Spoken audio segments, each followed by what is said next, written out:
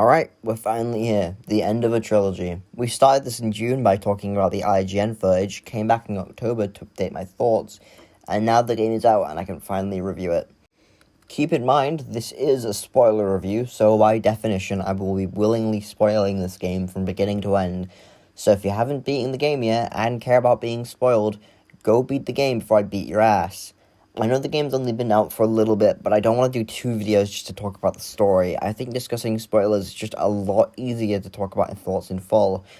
In terms of how I'm going to go about reviewing this, it's basically the same as the Xenoblade video, but I'm combining story and characters.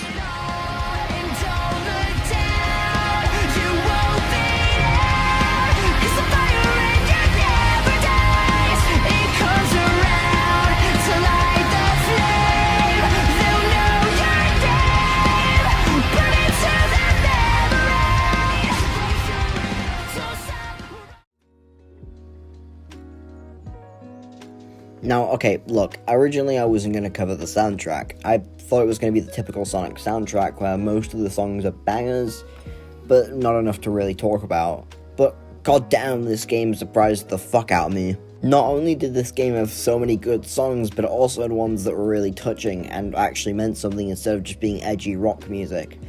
Like, vocal themes alone slap, and don't even get me started on the ones that play during the Supersonic fights. I fucking suffered during the Wyvern fight due to not understanding how to parry, but the music made it slightly more bearable. Just everything in their soundtrack sounds great, and I love how the hub world music is adaptive as well. I love how, for the third Titan song, Find Your Flame, they brought back the Infinite guy and just made it the anti-Infinite song. It's quite literally a reprise of Infinite's theme, but it's actually good. This leads into another point I have about this game, about how this is just forces but if care was put into it, but I'll discuss more on that later. I don't know what else to say about this soundtrack that hasn't been said, it's just really fucking good. There is a lot to discuss with gameplay, but I'll try to talk about as much as I can think of. Let's just start off with the hub worlds. This is absolutely something Sonic Team needs to work on in future games. There are 5 hub worlds in this game: Kronos, Ares, Chaos, Rhea, and Uranus. Of these 5, Kronos, Rhea, and Uranus all feel the same. All 3 are giant plains with not too much civilization, and it kinda just is really disappointing, because we were promised 5 islands, but really only got 3. Uranus even has the same badges to collect as Kronos does, that being pink hearts. And even the islands that are different, one of them I don't even want to go back to, that being Chaos Island. It's just really frustrating to navigate, especially with the mini-bosses being all over the place. And not to mention, Chaos Island has multiple islands, but they only have one way to actually get to them. And because of the island being huge and honestly a little narrow, it just feels really annoying trying to look for the right way to go. The final issue as of right now that I have is how the map is also really fucking shit. When you first go to an island, the map is undiscovered, and so you can't see anything until you discover it. And to discover it, you need to do challenges. The challenges themselves are actually pretty fun, and they usually don't take too much time to complete. The problem is, though, that they're so annoying to find. I do genuinely wish that they all just appeared on the map from the start instead of making the player look for them. Insomniac's Spider-Man game did exactly that, and I found it way easier to get around the map. On a more positive note, the combat in this game is actually really good. It's really fun to pull off combos, and the moves in the skill tree only help that more. The side loop is a really good idea, and I do hope it comes back in the next game, hopefully this time with even more secrets you can pull off.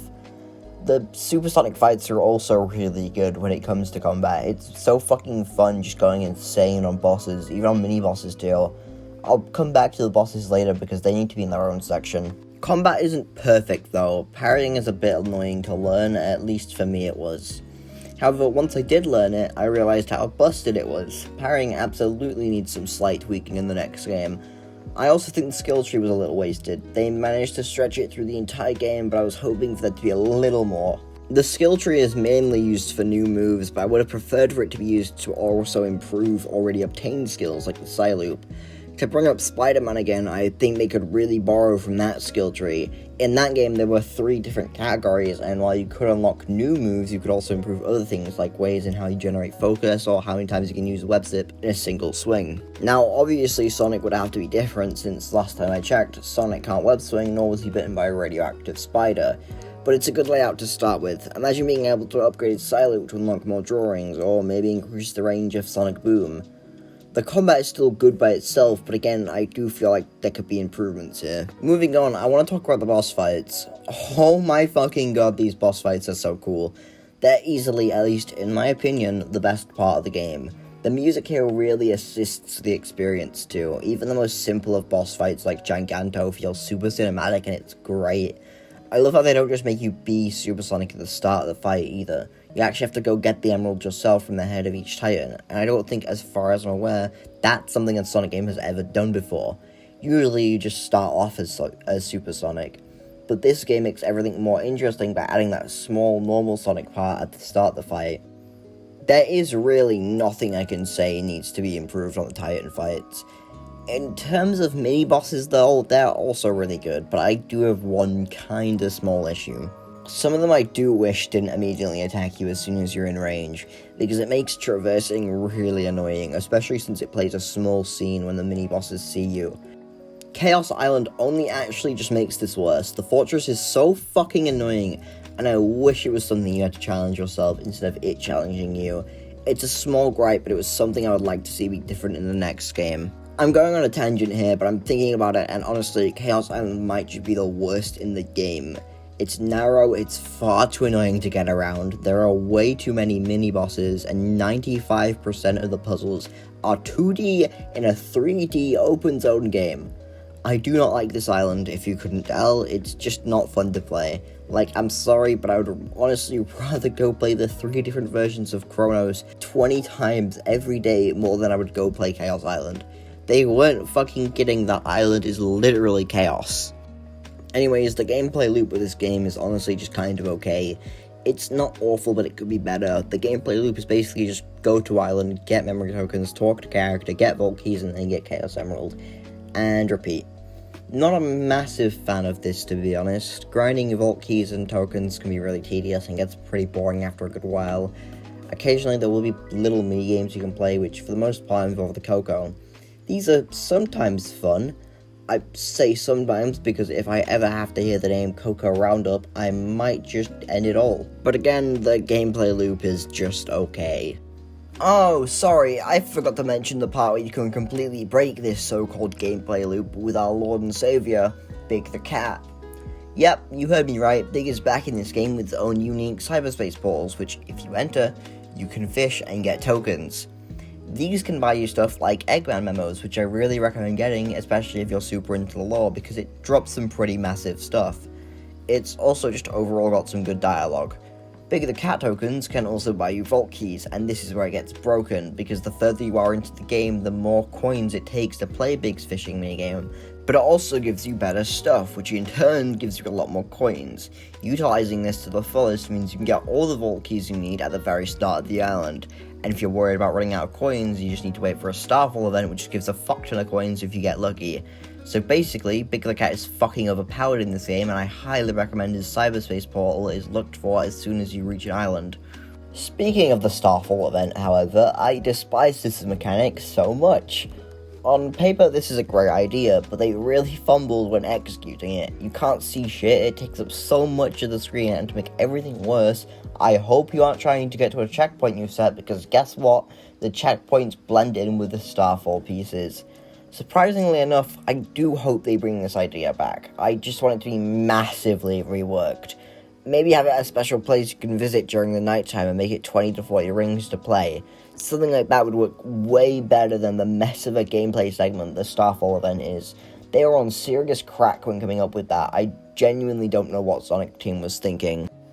Another thing I have to talk about in this segment is cyberspace. I'm a bit disappointed, honestly. I don't care too much because it's almost entirely optional, but it still needs improvement. Sonic feels really clunky and slow to use at certain points, and the cyberspace themes are basically the same throughout the entire game. And the one kind of new theme they do have is used barely throughout the game, only getting more than 2 levels during the final island. Most of the cyberspace levels are either Green Hill or Chemical Plant, and you'll be lucky if you're able to find the semi-new theme. This is pretty disappointing in all honesty, because I was hoping for some old themes to return, like Metal Harbor or Windmill Isle. They use SA2 and Unleashed layouts in the game as well, which makes it worse. Hopefully if they do this again, it's used in a more creative way. I also think the level of challenges you need to complete to get vault keys could be a bit more creative, but it's a minor issue. The final thing I need to talk about is the Cocoas. I love the Hermit Coco, I think he's a silly little guy, but I want the Elder Coco to burn. I don't know who at Sonic Team decided to make it so you have to level up your ring and speed levels one by one, but I really need them to be fired. A psychopath like that should not be allowed to work on video games. Alright, on to the story. For the first time in many, many years, I can confidently say this story is good. If you remember back in the soundtrack segment, I mentioned how this game is forces but good. And yeah, the story still proves that. The plot is obviously pretty different, but in terms of characters, especially Sage, this is what it looks like when the team finally cares and aren't getting confused on what species the main villain is supposed to be. Like, the characters are finally talking like real people again. They have feelings and actually care for the people around them. No more shitty jokes that ruin the pacing. Amy actually feels like a character now instead of just being obsessed over Sonic. Don't get too far ahead! Maybe we should just let them wrap it up on their own. We have to see this through! We still haven't found Tails. We've been wrangling children and taking detours the whole way. Are you telling me you would leave behind someone in need? No, but I'm also worried about you. You can't help anyone if you're stuck in limbo.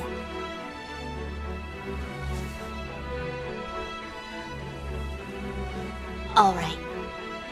Then hurry up and save me too, so we can find Tails. And thanks to Sonic Movie 2 and Frontiers, Knuckles is mostly back to how he used to be now, which is great. One argument that could be made against this story is the fact that one of its main focuses is on references and callbacks to previous games, but I think that's actually a strong point of the story. For years, the games have been nearly entirely disconnected. Forces tried to connect them by bringing Chaos, Medals, Avlok, etc. back, but well, we all know how that went. Now we're getting references as far back as Tails' story in Sonic Adventure 1. They even canonized Styx, one of the best parts of the Boom franchise for me. They also canonized an IDW character, that being Tangle, both characters that we had no idea were canon. And they're not ignoring the bad stories either. Sonic brings up how Tails saved him from the Deadly Six. Tails even says how he's wildly inconsistent, which I much prefer over them just retconning multiple years worth of games. They're instead using it to push him forward. An argument I can make about this story though isn't to do with the story itself, in all honesty. I feel like the story just in general has the issue that if you aren't a Sonic fan, you aren't going to enjoy the story. It's still a good story, but it just isn't going to do it for you if you weren't into Sonic before playing Frontiers. I think Sage is basically a better Infinite as well. Her story is really quite emotional, and from the start you can tell she's not a villain. She just wants to protect her father, who you later learn is Eggman. This story does really well at portraying each and every one of these characters in a new light, and gives the new characters actual story. This entire story feels like Sonic Team cares again. It's not perfect, not at all, but it doesn't need to be. All it needed was to be good, and it's just that. Oh, also, I forgot to mention, Super Sonic is finally story relevant again. The last time being Generations, whereas in the last decade he's been mainly just gameplay unlocks, with Lost World having him just be unlocked through getting 140 red rings, Colors having him unlocked through completing all the Gameland stages, and Forces just straight up making him free DLC. So seeing Super Sonic actually be relevant again is so nice to see. Granted, this comes with not being able to use his supersonic form in the overworld, but it doesn't really matter. So, what's next for the Sonic series? Well, continue with everything Frontiers established, and also brought back. Keep Ian Flynn on the writing team, continue giving the Sonic team any time they need to publish these titles instead of rushing them out, and for God's sake, expand Sonic Team beyond 60 people, because I feel like this is why this game has a lot of issues it does. It's not due to lack of time, it's due to lack of people. Only 60 people worked on this game. At the bare minimum, Sega, expand the team to have at least 200 people. Everything this game really went in on, like the Supersonic fights, they did really well at. With more people, they could go in on so much more. I think this really shines with the hard mode secret boss. Char-I-5 talked about this in his recent video, and I agree. The line that Sonic says to motivate Sage makes zero sense, and it's clear the boss being a Toho segment was not what Sonic Team wanted, but it's what we got because of time restraints and lack of staff. Make the island themes more expansive like a snow or city theme. Make Sonic's controls in cyberspace better. Go in on the skill tree and combat. And please rework the Starfall event completely. And just so much more. Sonic Frontiers is a good game. I'm not going to sugarcoat it. But there are a lot of flaws. There's a good amount of potential here. I'm begging Sega not to ditch this format because of 3 bad reviews. For what there is, I really have enjoyed my time with this game. It's not perfect, in my opinion it's a good 7.5 out of 10, but it's absolutely a start and a good step towards the future.